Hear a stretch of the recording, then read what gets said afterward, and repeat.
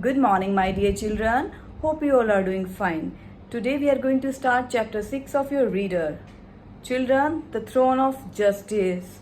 So, what do you mean by throne and what do you mean by justice? Throne, a chair used by a king or queen to sit. And justice, taking fair decision. Okay, fair judgment. Being fair towards everyone. This is called justice. Okay, so this is one act play and divided into 5 scenes. Beta, today's part we will be learning about, we are going to cover 3 scenes, and in second part we are going to complete this chapter. So the throne of justice is about throne of King Vikramaditya. So do you know who is King Vikramaditya? Yes, King Vikramaditya was a legendary emperor of ancient India. He was famous for his generosity, courage and kindness. So let us see what is being told about King Vikramaditya's throne. So well children, as I have already told you that this is one act play and it is divided into 5 scenes. The very first scene of the play begins at a village where few cow herds are grazing their cow, and they noticed what they saw there. They saw that a row of stones arranged in a special way, and there was a mound in the corner of that place, and so it was looking like a king's court. And the cowherd noticed that that mound is looking like throne. Throne means bacho a chair used by a king or queen to sit. So the cowherd noticed, friends, look how these stones are arranged. Second cowherd says, yes, I do. Yes, and do you see the mound here? What could it be?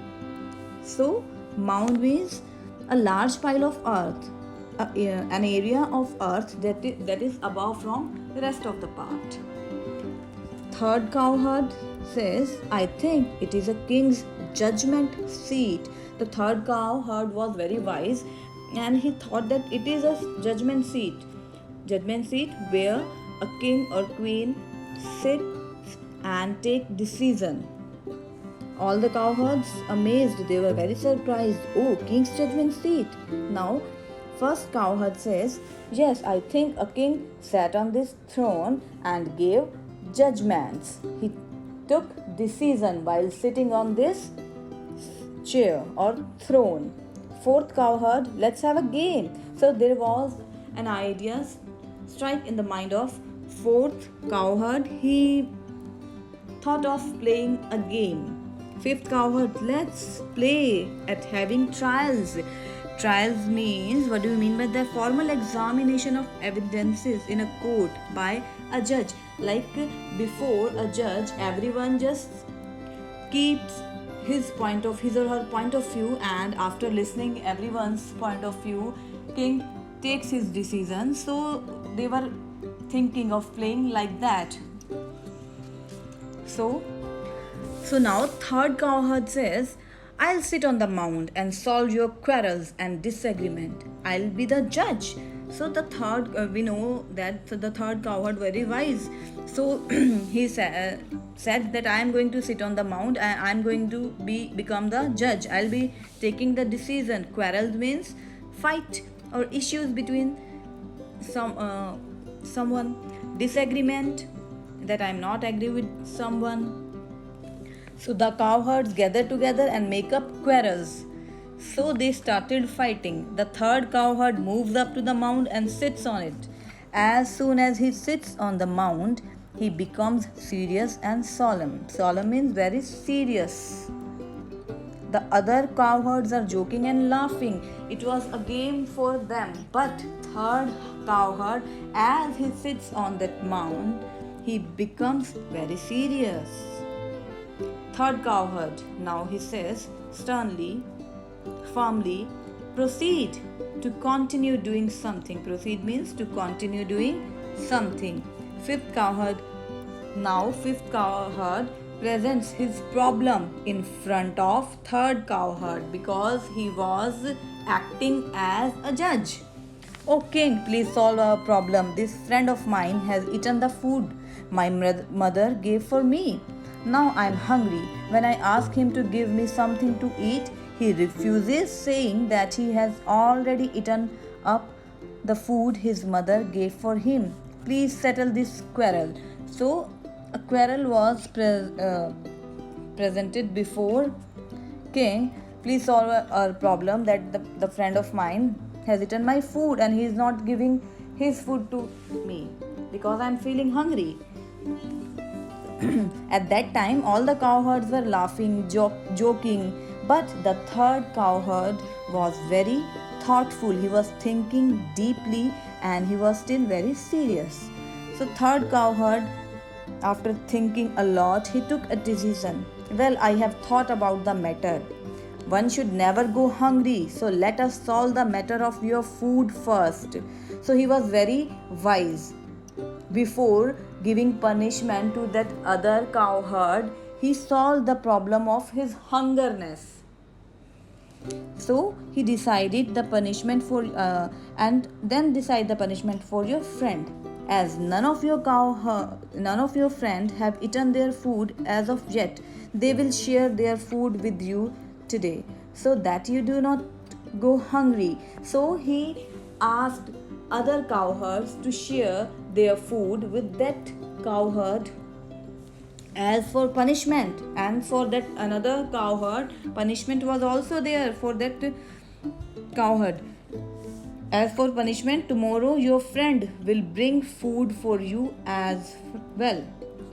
All the boys cheer and clap and they are very happy.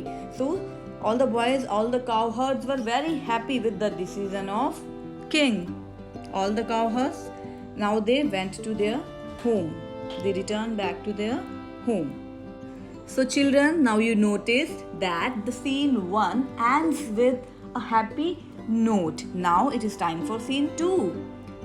Scene 2 begins at a house of village.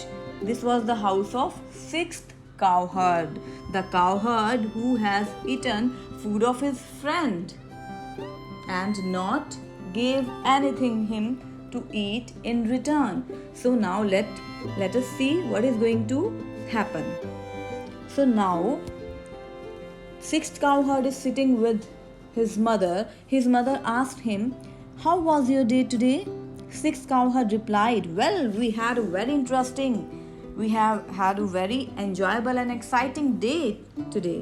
We played a game, The King and the Throne. One of our friends became king and sat on a throne. It was actually a mount. But it is very strange that as soon as he sat on the throne, he became serious and stern, just like a king. He even solved our problems and settled our quarrels very wisely." Now, 6th cowherd described all the incident in front of his mother, how his friend behaved, acted very wisely, and he took a very fair decision. 6th cowherd again says, "The quarrel we made up of was of a friend, who was I. Eating up another friend's food, our king friend settled our quarrel very wisely. He made sure that the friend whose food I had eaten did not go hungry. He asked the other cowherds to share their food with him. As for my punishment, he ordered me to get food for the friend. So it was very just decision, very just judgment taken by my friend." So his parents were very surprised at the cowherd's wisdom. Now it is time for scene 3. So again, that scene 2 ends with a happy note, and this news of cowherd's wisdom reached to the king of that place. So he was very surprised that there must be